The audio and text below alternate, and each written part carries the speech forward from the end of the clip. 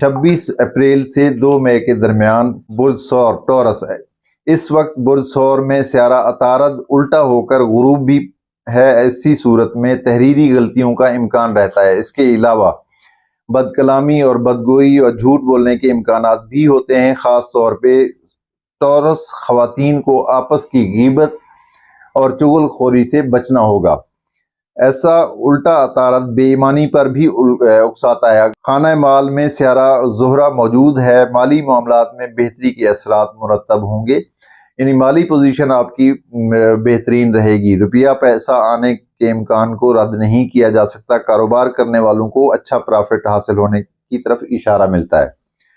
عزیز و اقارب سے تعلق رکھنے والے برج میں سیارہ مریخ کی موجودگی عزیزوں سے خواہ مخواہ کے جھگڑے لا سکتی ہے، لہذا محتاط رہنا ہوگا۔ قانونی معاملات میں بہتری رہے گی۔ شریک حیات سے تعلق بہتر رہے گا۔